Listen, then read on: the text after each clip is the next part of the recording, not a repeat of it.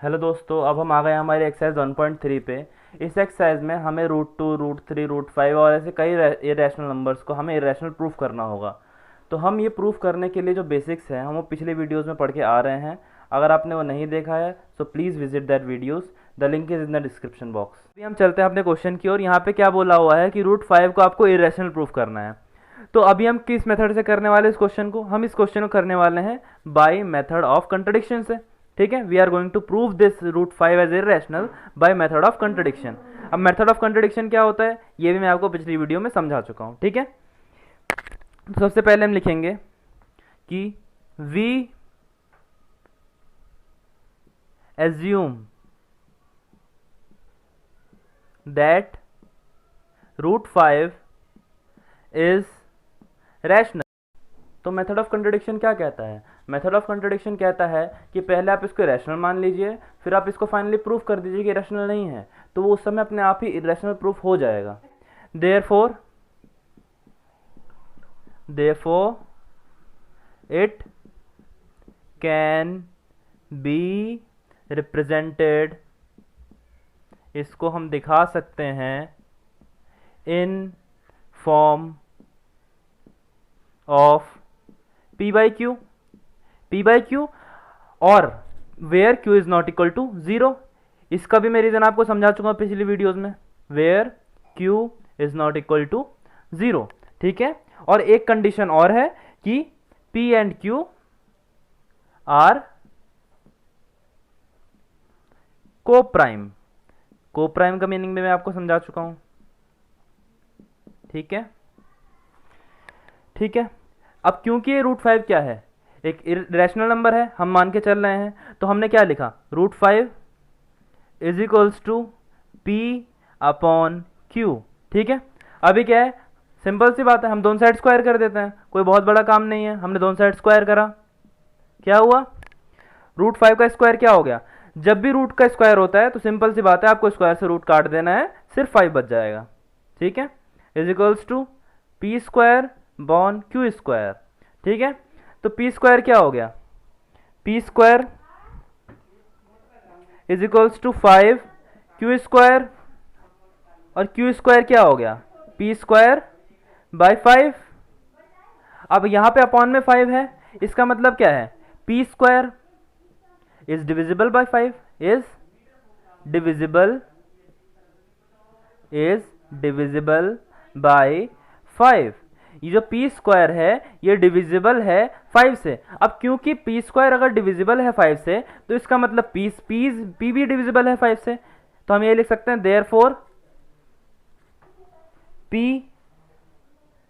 Is also divisible by 5, also divisible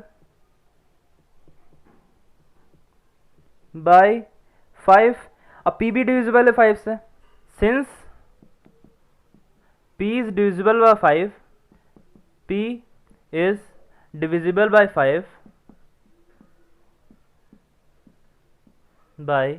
5 तो इसका मतलब 5 एक फैक्टर है, 5 is a factor of p।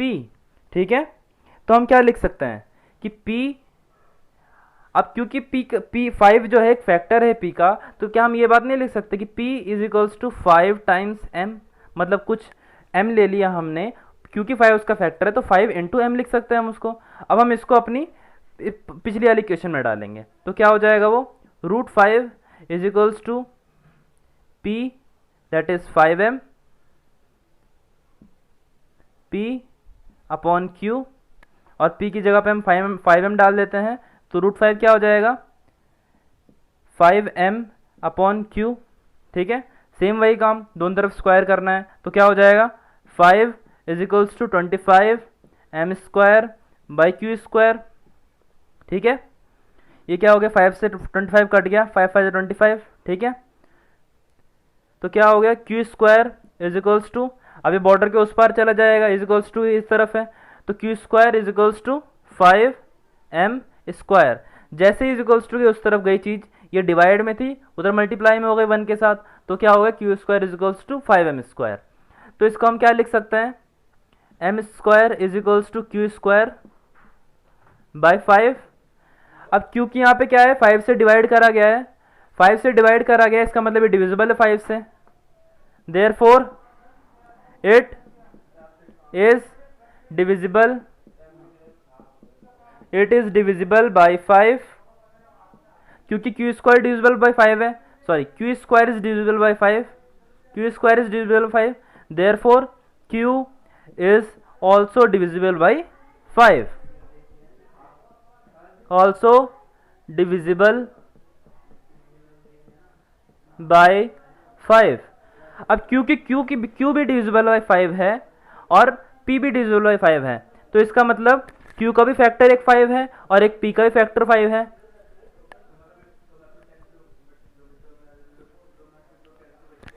Since Q is divisible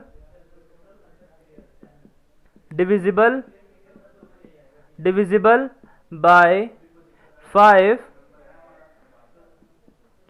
it 5 is a factor of q, therefore 5 is a factor of q। ठीक है, अब क्योंकि 5 इसका भी फैक्टर है, p का भी फैक्टर है, 5 q का भी फैक्टर है, तो इसका मतलब ये नंबर अब कोप्राइम रहा ही नहीं। तो हमने क्या सबसे पहले माना था कि ये नंबर कोप्राइम है। अब जब ये नंबर कोप्राइम रहा ही नहीं, तो इसका मतलब ये रैशनल नहीं है, हमारा अजम्पशन रॉन्ग हो गया है। ठीक है, तो हम उसी बात को अब स्टेटमेंट में लिखेंगे कि they have 5 as a common factor, therefore P and Q are not coprime,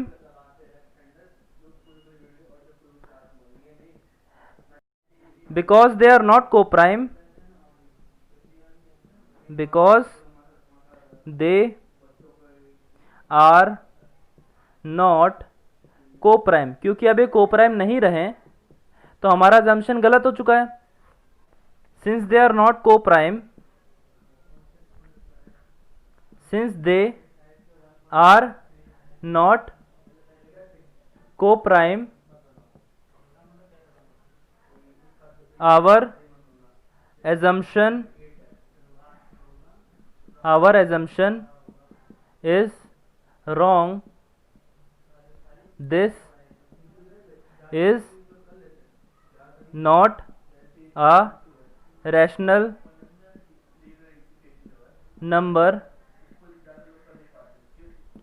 it is an irrational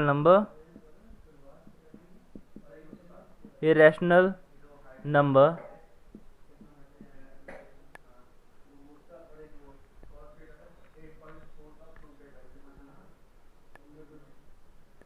hence proved. Thank you friends. If you found this video helpful in any way, please share this with your friends.